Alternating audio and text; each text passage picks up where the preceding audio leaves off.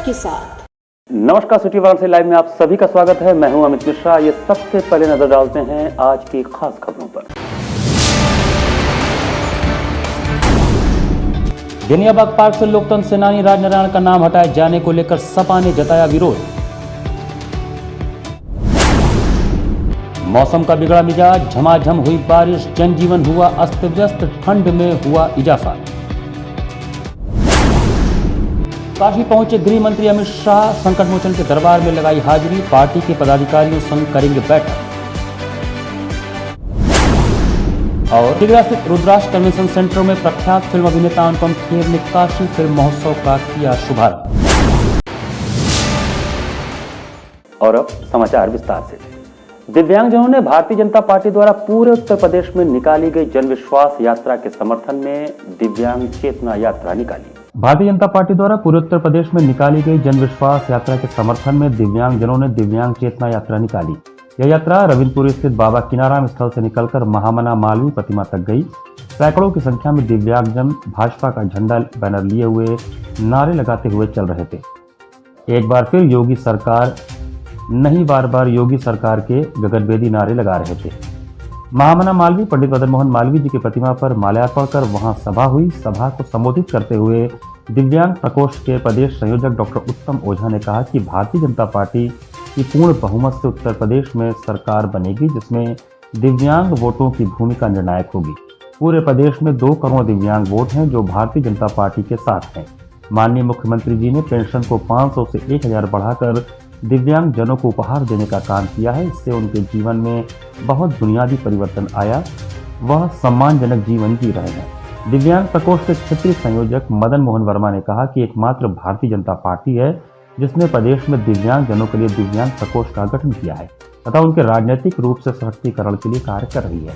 दिव्यांग प्रकोष्ठ के महानगर संयोजक डॉक्टर संजय चौरसिया ने बताया कि 2014 के बाद पहली ऐसी सरकार है जो दिव्यांगों को प्राथमिकता देने का काम कर रही है। चाहे मोदी सरकार हो, चाहे प्रदेश की योगी सरकार, और दिव्यांग हित उनकी प्राथमिकता है। दिव्यांग जन चेतना यात्रा में सह संयोजक विजय पांडे, जिला संयोजक संतोष पांडे, सह जिला संयोजक प्रदीप राजभर, ब्रिजेश सिंह, प्रदीप राजभर, सुबोध राय, नमिता सिंह, ऋषि पांडे, विशाल केसरी, मंडल अध्यक्ष जगन्नाथ ओझा आदि उपस्थित थे। जन चेतना यात्रा के माध्यम से हमारे समस्त जिले और महानगर के दिव्यांग बंधु सभी लोग उत्तर प्रदेश सरकार एवं केंद्र सरकार को अपना संदेश देना चाहते हैं कि दिव्यांग प्रकोष्ठ के जरिए जो भी दिव्यांगों के हित का काम हो रहा है उसके लिए हम सरकार का पूरा आभार व्यक्त करते हैं, धन्यवाद देते हैं। गुलाबबाग स्थित भाजपा कार्यालय में प्रदेश के सह प्रभारी सुनील ओझा के नेतृत्व में एक बैठक हुई। सोमवार की शाम गुलाबबाग स्थित कार्यालय की बैठक में प्रदेश के सह प्रभारी सुनील ओझा, महानगर के पदाधिकारियों, सभी मोर्चों, मंडल अध्यक्षों एवं पदाधिकारियों का मार्गदर्शन किया।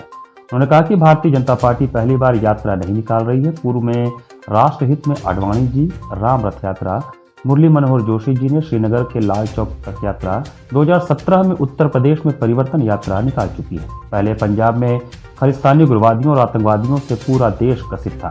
भारतीय जनता पार्टी के लोग जब यात्रा में जाते थे तब उनके परिजन उनकी विदाई के समय यह मान लेते थे कि शायद ही कोई वापस आ पाएंगे। उसी का परिणाम आज हमारे सामने यह है कि देश के प्रधानमंत्री नरेंद्र मोदी जी के नेतृत्व में देश का कलंक धारा 370 हटाया गया। क्षेत्र के अध्यक्ष महेश श्रीवास्तव ने कहा कि जन विश्वास यात्रा की सफलता की जिम्मेदारी और प्रतिष्ठा सभी कार्यकर्ताओं की है, क्योंकि हमारे सांसद माननीय मोदी जी हैं। इसलिए महानगर के प्रत्येक पॉइंट की बैठक करके टोलियां बनाकर पूरे मतदाताओं को आमंत्रित करें। साथ ही सभी व्यापार मंडलों से भी संपर्क कर स्वागत के लिए आमंत्रित करें। इस दौरान प्रदेश प्रवक्ता अशोक पांडे, क्षेत्रीय महामंत्री संतोष पटेल, जगदीश त्रिपाठी, अशोक पटेल, राहुल सिंह, नगर निगम में उप नेता श्याम आश्रय मौर्य, आत्म विश्वेश्वर, आलोक श्रीवास्तव, साधना वेदांती, गीता शास्त्री, अभिषेक मिश्रा, मधुकर चित्रांश, एडवोकेट अशोक कुमार, महानगर मीडिया प्रभारी किशोर कुमार सेठ, शैलेंद्र मिश्रा, कुसुम पटेल, प्रज्ञा पांडे, साधना सिंह, डॉक्टर अनुपम गुप्ता, नीरज जायसवाल, ब्रिजेश चौरसिया, डॉक्टर हरि केसरी, किशन कनौजिया, मधुप सिंह, दिलीप साहनी सहित सभी मंडल अध्यक्ष मौजूद थे। जन विश्वास यात्रा पूरे उत्तर प्रदेश में निकल रही है। उस निमित्त 29 तारीख को बाबा की नगरी काशी में जन विश्वास यात्रा 2 से 3 बजे के बीच में 29 तारीख को पहुंचेगी। काशी महानगर के पदाधिकारी से लेके बूथ अध्यक्ष तक की टीम इस काम में लगी हुई है और उसकी एक बैठक करके उस यात्रा को भव्य बनाना, उस यात्रा को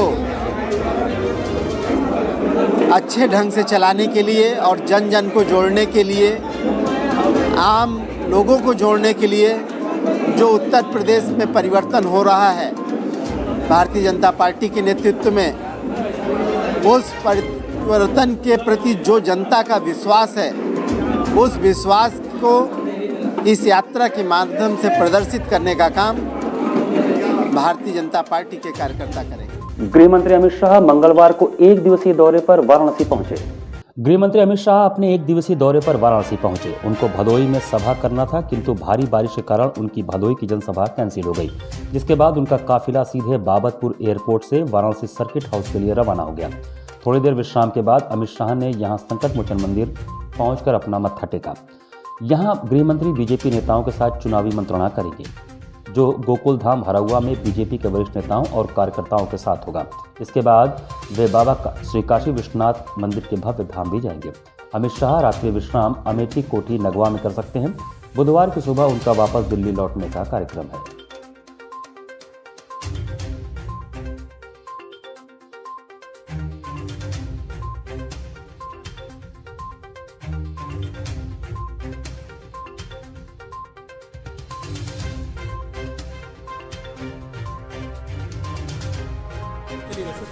मंगलवार को दोपहर वाराणसी में लगभग 1 घंटे तक झमाझम बारिश के चलते ठिठुरन वाले ठंड का आगाज हो गया। मंगलवार दोपहर में लगभग 1 घंटे तक झमाझम बारिश देखने को मिली और अगले 24 घंटों के भीतर यानी मंगलवार की आधी रात से लेकर बुधवार की सुबह तक भी बारिश की संभावना जताई गई है। अरब सागर की ओर से चल रही ठंडी हवाओं के कारण मौसम में बदलाव और बारिश की संभावना बढ़ गई है। छिटपुट बारिश और बूंदाबांदी का यह दौर लगभग 2 दिनों तक रह सकता है। वहीं ठंड बढ़ने के कारण गर्म कपड़ों की दुकानों पर खासा भीड़ देखने को मिल रही है और दिन में ही लोगों को अलाव का सहारा लेना पड़ रहा है। शहर के चौराहों पर प्रशासन द्वारा भी अलाव की व्यवस्था कई क्षेत्रों में शुरू हो चुकी है और इसके साथ ही नववर्ष की शुरुआत शीतलहर के साथ कड़ाके की ठंड में शुरू होगी। बीएचयू के मौसम विज्ञानी प्रोफेसर मनोज कुमार श्रीवास्तव के अनुसार क्रिसमस में बने खुशगवार मौसम का आनंद मंगलवार तक और ले सकते हैं। बारिश के साथ खराब होने वाले मौसम का प्रभाव बुधवार और गुरुवार तक रह सकता है। 2 दिनों के बाद बादल छटेंगे और फिर शुरू होगी कड़ाके की ठंड। इस सप्ताहांत में सर्दी अपने चरम पर हो सकती है। उन्होंने बताया कि खास बात यह कि मौसम में बारिश की संभावना जगाने वाले इस मौसम का जिम्मेदार इस बार जम्मू कश्मीर और हिमालय की ओर से आने वाले पश्चिमी विक्षोभ नहीं बल्कि अरब सागर क्षेत्र में बना कम वायु दाब का क्षेत्र है। बहरहाल मंगलवार की सुबह 11 बजे ही तापमान 21 डिग्री सेल्सियस पर था। इसके अधिकतम 23 एवं न्यूनतम 15 तक जाने की संभावना है। आर्द्रता 65% और दृश्यता 1 किलोमीटर रही। पानी पड़ा है तो हवा इतनी तेज चली है ना कि इतना कड़ाके की ठंड पड़ रही है, जिसके चलते हम लोग अलाव जला करके यहाँ बैठे हुए हैं। पूस का महीना है, ठंडा थोड़ा ज़्यादा पड़ रहा है, हवा जितनी तेज है उतना तेज कड़ाके की ठंड पड़ रही है। इसके पहले 5 से 4 साल पहले बदला है। दिन में मौसम एक बार बादल घेरा है, इसके बाद पानी पड़ा है, बहुत तेज मूसलाधार बारिश हुआ है। इसके बाद हवा जब चली है तो कड़ाके की ठंड पड़नी शुरू हो गई, जिससे लोग परेशान होकर के हम लोग आग जला करके बैठे हुए हैं, अलाव जला करके। इस तरह का ठंड पहली बार देखने को मिल रहा है कि तो ऐसे पहले 2-4 साल पहले बहुत कड़ाके की ठंड पड़ रही थी। अब ये ठंडे की शुरुआत हो गई, अभी और आगे पड़ने की उम्मीद है। कर्नाटक के पशुपालन मंत्री प्रभु वी चवन ने सर्किट हाउस में मीडिया से बात करते हुए प्रधानमंत्री मोदी और मुख्यमंत्री योगी के कार्यों की प्रशंसा की। वाराणसी के सर्किट हाउस पहुंचे कर्नाटक के पशुपालन मंत्री प्रभु वी चवन ने मीडिया से बातचीत में बताया कि आज बाबा विश्वनाथ का दर्शन पूजन किया हूं। आज काशी में काफी परिवर्तन देखने को मिल रहा है। इसका श्रेय देश के प्रधानमंत्री नरेंद्र मोदी को ही जाता है। गंगा साफ सुथरी हुई है और इसके लिए मैं प्रदेश की योगी सरकार और देश के प्रधानमंत्री को धन्यवाद देता हूं। कर्नाटक में हमने गौ हत्या निषेध कानून शुरू किया है और हमने वहां सभी जिले में गौशाला होना मंजूर किया है। इसके लिए 15 करोड़ की धनराशि हमने मंजूर की है और इन्हें गौशालाओं के रूपरेखा को देखते हुए मैं वाराणसी में गौशाला को आत्मनिर्भर बनाने के लिए वाराणसी आया हूँ। यहाँ पर हमने देखा कि गौशाला में जानवर ठीक ठाक और तंदुरुस्त हैं। उन्होंने बताया कि वाराणसी में जो प्लांट लगा है उसी धरती पर मैं प्लान कर रहा हूँ और सभी जगह पर ये स्थिति देख करके कर्नाटक जा रहा हूँ। काशी में जो गौशाला का मॉडल है वो बहुत ही खूबसूरत और अच्छा है। काशी के मॉडल पर ही कर्नाटक में भी हम विकास करेंगे।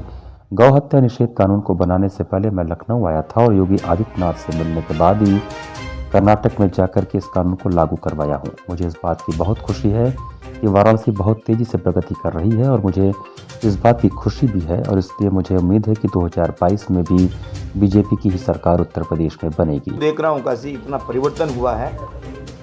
हमारे जनप्रिय प्रधानमंत्री जी हो, हमारे उत्तर प्रदेश के जनप्रिय मुख्यमंत्री योगी जी हो, जो लोगों के लिए यहाँ पूरे देश से विश्व से लोग आते हैं, उनका जो पहले दर्शन बोले तो विश्व में जाके ऐसा का होता था। अभी जो मैंने देखा है इतना रास्ता इतना क्लीन, गंगा मैया अभी भी इतना क्लीन दिख रहा है गंगा मैया कि थोड़ा प्रसाद अंदर ग्रहण कर लेना, इतना ऐसा लग रहा है। इसलिए मैं प्रधानमंत्री जी को, हमारे राज्य के मुख्यमंत्री जी को धन्यवाद अर्पित करता हूं। और मैं कर्नाटक से आता हूं, मैं पशुधन का मंत्री हूं। गौ माता मेरी माता के मैं शपथ लिया हूं।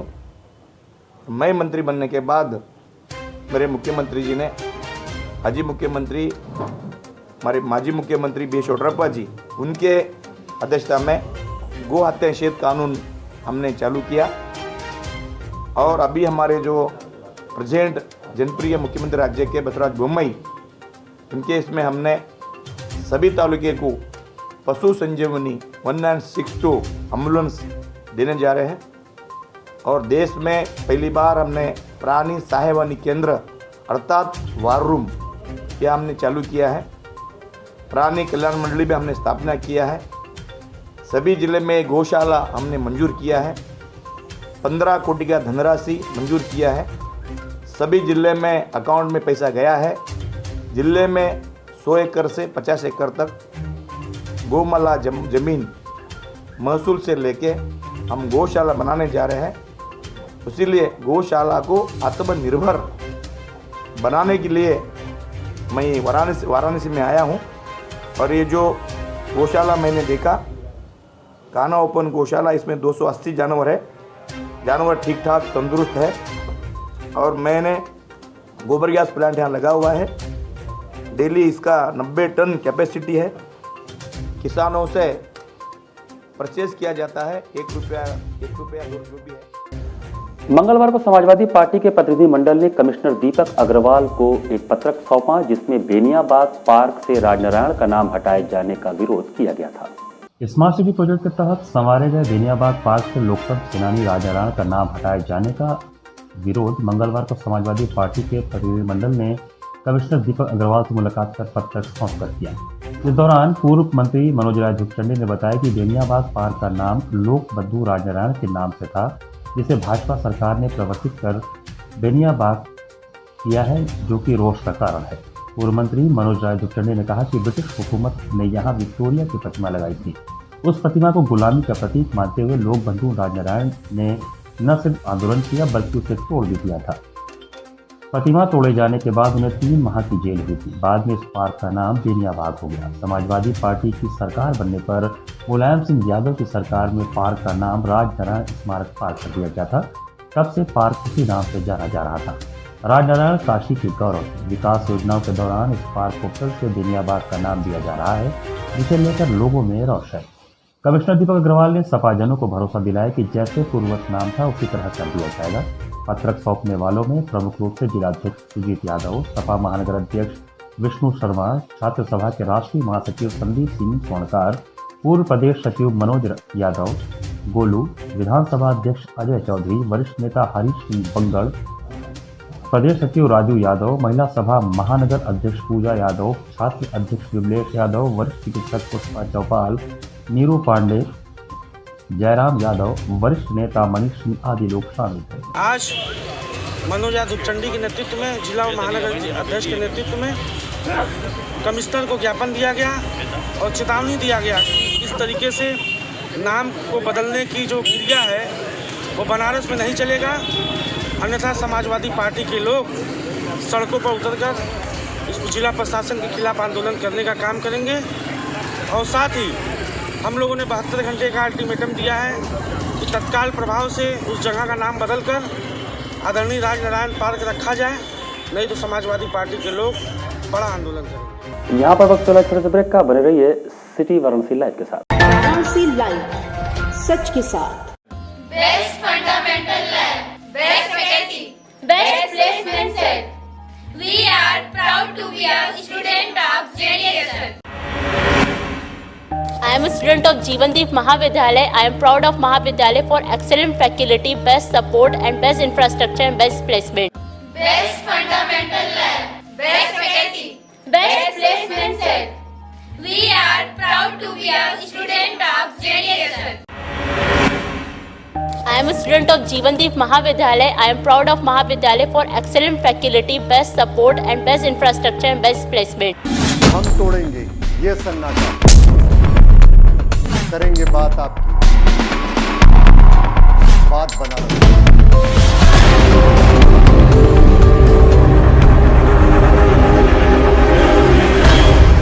पूछेंगे सवाल, उठाएंगे मुद्दे, करेंगे बहस, होगा मुकाबला आमने सामने, ताकि सच जिंदा रहे।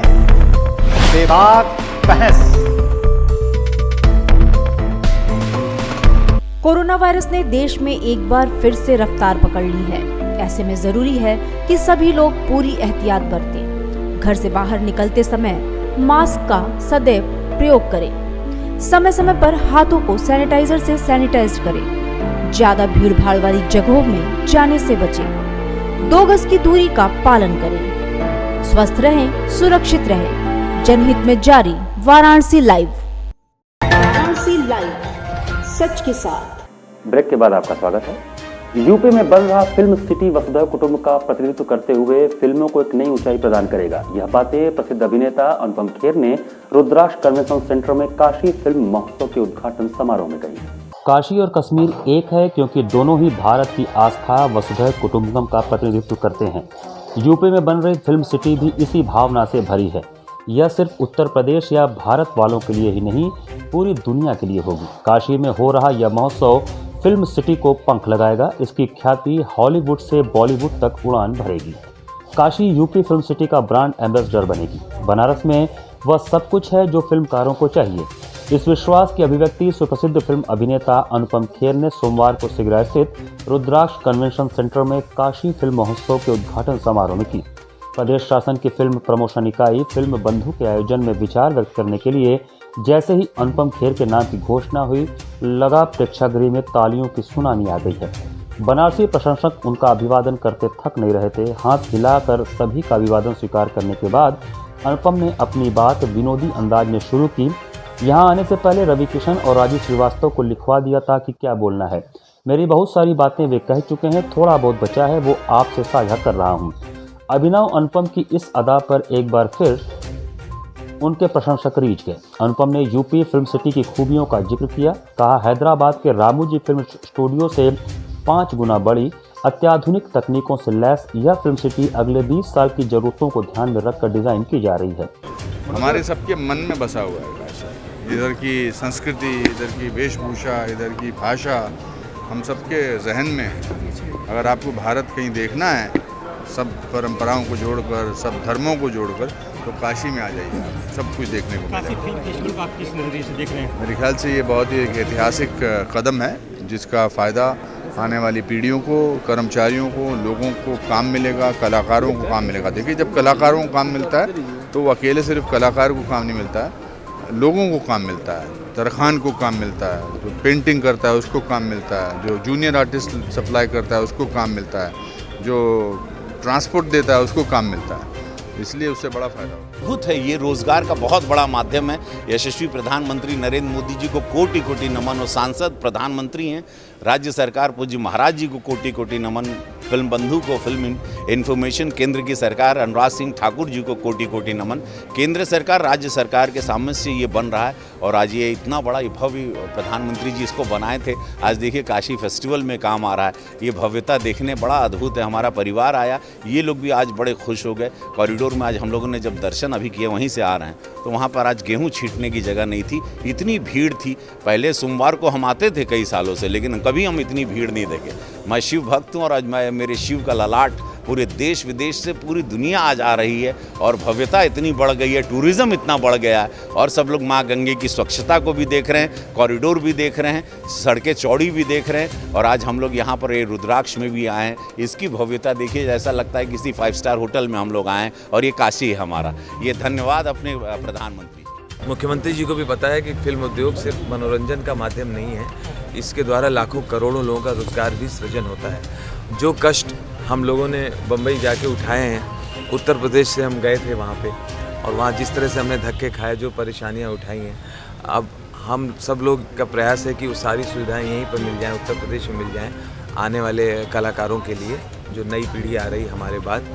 तो हमारे जो अनुभव हैं, हमारा जो संघर्ष रहा है इतने वर्षों का मुंबई में, वो सब हम इन कलाकारों के साथ बांटेंगे, जो टैलेंटेड लोग अब नए नए आ रहे हैं। और हमारी कोशिश होगी कि अब ये दूसरे प्रदेशों में जाके धक्के ना खाएं, किसी को अपना घर आंगन छोड़ना ना पड़े।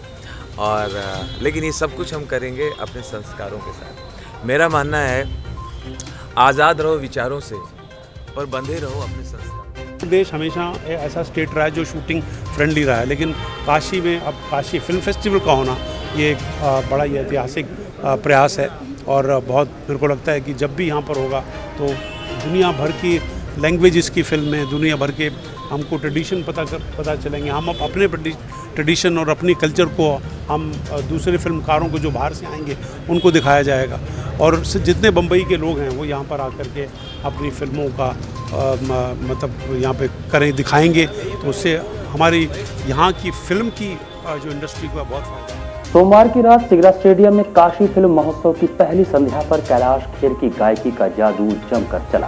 काशी फिल्म महोत्सव की पहली संध्या पर कैलाश खेर की गायकी का जादू जमकर चला। कार्यक्रम की शुरुआत सोमवार रात सिगरा स्टेडियम में हुई। इस दौरान कैलाश खेर ने सूफियाना अंदाज में शुरुआत कर मैं तो तेरे प्यार में दीवाना हो गया, आओ जी मेरे भोले, तौबा वे काशी तेरी सूरत, चल खुसरो अपने घर जैसे चर्चित गानों से समा बांध दिया। लोग देर रात 19 डिग्री तापमान में भी उत्साह से भरे नजर आए। वहीं खेर ने दर्शकों की जोरदार फरमाइश पर कैसे बताएं क्यों तुझको चाहें, जानिया तेरे बिन नहीं लगता दिल मेरा ढोलना, तेरे नाम से जी लूं तेरे नाम से मर जाऊं गाकर प्रशंसकों को झूमने पर मजबूर कर दिया।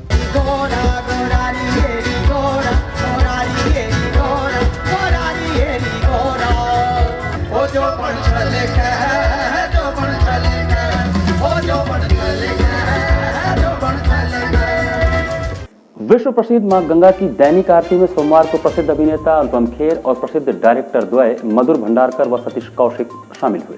दशाश्वमेध घाट पर गंगा सेवा निधि द्वारा होने वाली विश्व प्रसिद्ध मां गंगा की दैनिक आरती में प्रसिद्ध अभिनेता अनुपम खेर के साथ देश के जाने माने डायरेक्टर मधुर भंडारकर व सतीश कौशिक हिंदी फिल्मों के डायरेक्टर, प्रोड्यूसर और अभिनेता रहे। उन्हें मुख्य रूप से फिल्म मिस्टर इंडिया में अपने बेहतरीन प्रदर्शन के लिए जाना जाता है। करीब 1 घंटे तक दशाश्वमेध घाट पर आरती के साक्षी हुए। साथ ही गंगा सेवा निधि के अध्यक्ष सुशांत मिश्रा, सचिव हनुमान यादव ने प्रसाद, अंगवस्त्रम व मोमेंटो से स्वागत किया। साथ ही गंगा सेवा निधि कार्यालय में बैठकर उन्होंने कुल्हड़ में चाय पी व श्रद्धालुओं के साथ तस्वीरें भी खिंचवाई। अभिनेता अनुपम खेर ने कहा कि आरती देखकर मन को शांति मिलती है व प्रधानमंत्री द्वारा काशी में अद्भुत कार्य हो रहा है। हाल ही में काशी विश्वनाथ कॉरिडोर का उद्घाटन हुआ जो कि सराहनीय है। शांत हो गया और सर का तन भी शांत हो गया। अच्छा लगा, बहुत अच्छा लगा। आप पहले भी कई बार काशी आ चुके हैं। पूरे विश्व से लोग आते हैं यहाँ पर शांति के लिए, प्रार्थना के लिए, मन के विचार साफ हों।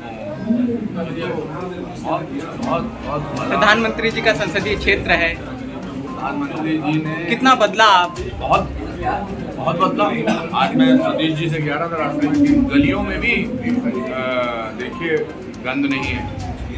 ये वही बनाया था जहाँ पर बड़ा मुश्किल रहता है। माँ गंगा स्वच्छ पूरा वर्ल्ड मैप पे ला दिया प्रधानमंत्री ने बनारस को। खासकर अभी जो हाल ही में कॉरिडोर की स्थापना हुई,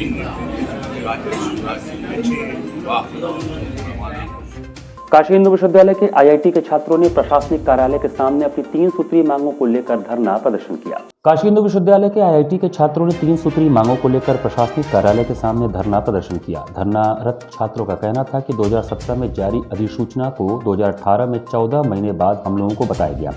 हम लोगों को पूर्णकालीन स्कॉलरशिप का दर्जा नहीं मिलता है, न ही स्कॉलर पूरे मिलते हैं, जबकि रुड़की आईआईटी में आधा काम करने पर पूरा फेलोशिप दिया जाता है। वहीं छात्राओं का कहना था कि हम लोगों को नियमित छात्रा का दर्जा दिया जाए। हम लोग सुबह से यहाँ आते हैं, रात को ही 11 बजे यहाँ से जाते हैं, जिससे हमें जाने में समस्याओं का सामना करना पड़ता है। हमारी मांग है कि हम लोगों को हॉस्टल अलॉट किया जाए। यहाँ पर एंट्रेंस पीएचडी एंट्रेंस प्रोजेक्ट के थ्रू हुआ था, लेकिन उसके बाद हम लोग जब प्रोजेक्ट ख़त्म हो गया उसके बाद हम लोग को जो फेलोशिप मिलता है वो हाफ मिलने वाला था, वो भी नहीं मिल रहा है। और दूसरी बात यह है कि हर मुद्दे पे हम लोग को ये डिस्क्रिमिनेट किया जाता है कि आप लोग प्रोजेक्ट स्टूडेंट हो, जैसे हम लोग कैपेबल नहीं है एज ए पीएचडी स्टूडेंट, लेकिन हम लोग फुल कंट्रीब्यूशन करते हैं अपने रिसर्च और सब कुछ में एज ए रेगुलर स्टूडेंट। और दूसरी बात, जो हॉस्टल भी हम लोगों को नहीं दिया जा रहा है पार्ट टाइम मान के, लेकिन हम लोग यहाँ फुल टाइम सुबह के जितने यहाँ वर्किंग आवर है फुल टाइम हम लोग यहाँ काम करते हैं।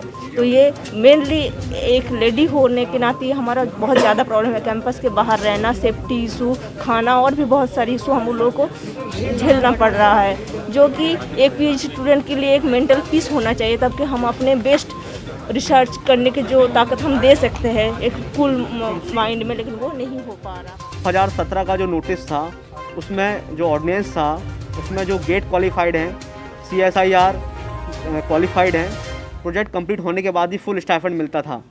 लेकिन 2018 में जो नोटिस आया है मोस्ट अर्जेंट करके, उसमें जो प्रोजेक्ट PhD के स्टूडेंट्स हैं प्रोजेक्ट कंप्लीट होने के बाद उनका स्टाइपेंड आधा कर दिया गया है। पहली समस्या तो ये है। और आधा के नाम पे हम लोग को जो प्रोजेक्ट PhD छात्र हैं उनको 14,000 देते हैं प्रोजेक्ट कंप्लीट होने के बाद, 12,500 JRF को और SRF को उनको 14,000 दिया जाता। अब आप ये बताइए 14,000 में एक तो पहली बात हमको हॉस्टल भी नहीं दिया है जो प्रोजेक्ट है। 14,000 में कोई कैसे बाहर रहेगा, फिर कोई कैसे बाहर रहेगा, कोई कैसे खाना खाएगा, और जो पैसा बचेगा 3-4 हज़ार यदि कुछ रिसर्च का हमको सामान होगा वो कहाँ से खरीदेगा। जैसे केमिकल्स यूज़ होते हैं, कई साइंटिफिक इक्विपमेंट यूज़ होते हैं, तो हम लोग का मतलब कैसे हो पाएगा। तो हमारा पहले ही समस्या ये है कि जो प्रोजेक्ट PhD स्टूडेंट का पूरा फुल स्टाइपेंड किया जाए। काशी के मंदिरों पर अर्पित फूलों को अब इधर उधर और नदी में नहीं फेंका जाएगा, बल्कि वेस्ट फ्लावर कलेक्शन वैन के माध्यम से इसे वेल्थ में बदला जाएगा। आज़ादी के अमृत महोत्सव के अंतर्गत प्रधानमंत्री के संसदीय क्षेत्र वाराणसी में उनके स्वच्छता अभियान को गति देते हुए एवं मुख्यमंत्री योगी आदित्यनाथ की पहल पर काशी के मंदिरों पर अर्पित फूलों को अब अथरा की तरह न फेंका जाएगा, न ही नदी में बहाया जाएगा। इसको चरितार्थ करते हुए आज प्रधानमंत्री के वाराणसी कार्यालय से Sai institute of rural development Varanasi द्वारा वेस्ट फ्लावर कलेक्शन वैन का शुभारंभ किया गया। साकार हुई वेस्ट को वेल्थ में बदलने की परिकल्पना बेस्ट फ्लावर कलेक्शन वैन शुभारंभ कार्यक्रम के अवसर पर मुख्य अतिथि सुनील ओझा, बीजेपी प्रदेश सह प्रभारी ने कहा कि मंदिर में चढ़ाए गए फूलों से अगरबत्ती बनाने के इस प्रयास से वेस्ट को वेल्थ में बदलने की प्रधानमंत्री नरेंद्र मोदी की परिकल्पना साकार हो रही है। इससे आस्था को सम्मान मिल रहा है, साथ ही यह महिला सशक्तिकरण की दिशा में भी नई कदम है।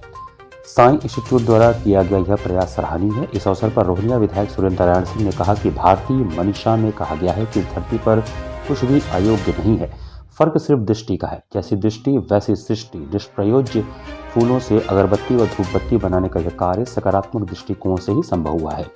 अब तक मंदिरों में चढ़ाए गए फूल फेंक दिए जाते थे या नदियों में प्रवाहित कर दिए जाते थे, इससे आस्था भी आहत होती थी और कचरा भी फैलता था। कार्यक्रम आयोजक साई इंस्टीट्यूट के निदेशक अजय सिंह ने कहा कि संस्थान द्वारा CSIR CMAP, भारत सरकार के टेक्नोलॉजी सपोर्ट एवं SBI जनरल इंश्योरेंस लिमिटेड के सहयोग से ग्रामीण महिलाओं को रूरल विमेन टेक्नोलॉजी पार्क बसनी में प्रशिक्षण देकर आत्मनिर्भर बनाया जा रहा है। यह महिलाएं विभिन्न प्रकार के प्रोडक्ट जैसे अगरबत्ती, धूप, हवन कप का निर्माण कर रही हैं। इन फूलों ने महिलाओं की आय का जरिया बना दिया है। उन्होंने कहा कि इस कार्य में समूहों के माध्यम से बड़ी संख्या में महिलाओं को जोड़ा जाएगा। इससे महिलाएं घर का काम करते हुए अच्छी आय अर्जित कर सकेंगी। आने वाले दिनों में मांगलिक कार्यक्रमों के बाद निष्प्रयोज्य फूलों और घर की पूजा के बाद फेंके जाने वाले फूलों को भी इस अभियान में समाहित किया जाएगा। साथ ही संस्थान द्वारा एक टोल फ्री नंबर जारी किया जाएगा ताकि किसी को कहीं भी फुल वेस्ट हो रहे हों तो उसके एक कॉल पर यह गाड़ी वहां से उन फूलों को कलेक्ट कर सके ताकि आस्था आहत न हो सके। संस्था द्वारा महिलाओं के प्रोडक्ट की मार्केटिंग हुनरे बनारस के ऑनलाइन पोर्टल के माध्यम से किया जाएगा। इस अवसर पर समाज सेवी अनंत नारायण सिंह, हर्ष सिंह, राहुल सिंह आदि शामिल थे।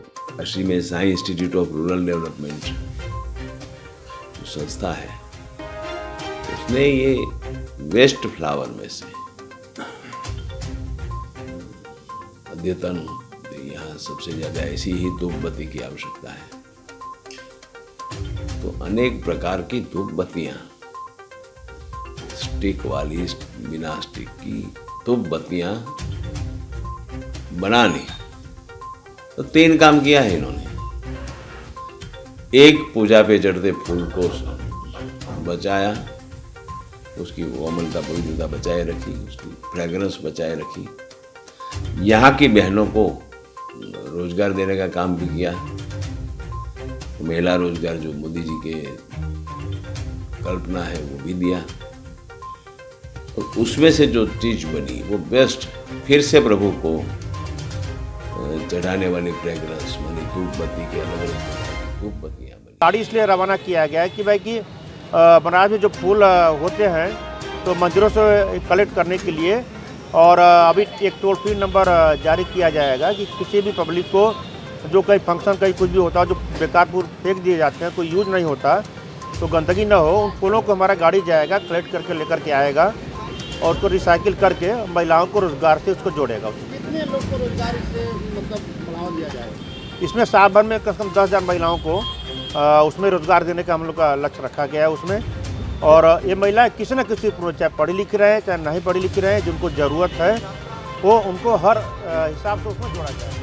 Supreme school Shivnagar colony Chandpur में समाजवादी महिला सभा द्वारा महिला गौरव सम्मान समारोह आयोजित किया गया। समाजवादी महिला सभा द्वारा supreme school Shivnagar colony Chandpur में महिला गौरव सम्मान समारोह का आयोजन किया गया, जिसमें समाज के विभिन्न क्षेत्रों जैसे चिकित्सा, वकालत, शिक्षा, लोक गायक, समाज सेवा, राजनीति सहित तमाम क्षेत्रों में संघर्ष करके अपनी अलग पहचान बनाने वाली महिलाओं को कार्यक्रम की मुख्य अतिथि समाजवादी महिला सभा की राष्ट्रीय अध्यक्ष श्रीमती जूही सिंह एवं कार्यक्रम की आयोजक समाजवादी महिला सभा की राष्ट्रीय कार्यकारिणी सदस्य डॉक्टर रितिका रानी जॉर्ज द्वारा अंगवस्त्रम, मेडल एवं प्रशस्ति पत्र देकर सम्मानित किया गया।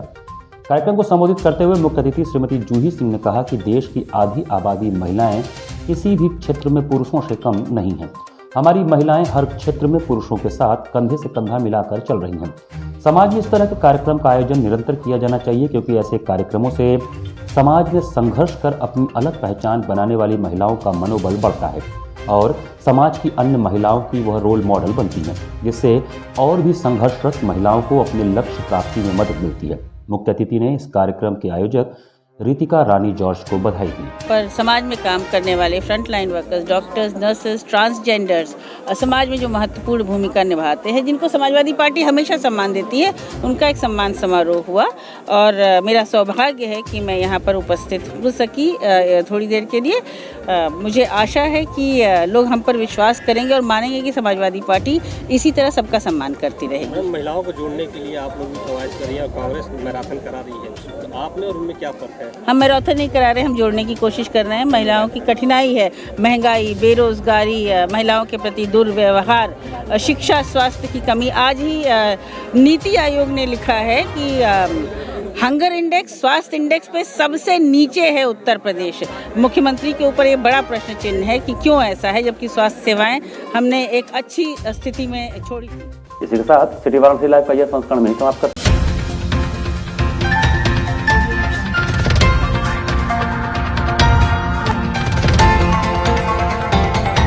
वाराणसी लाइव, सच के साथ।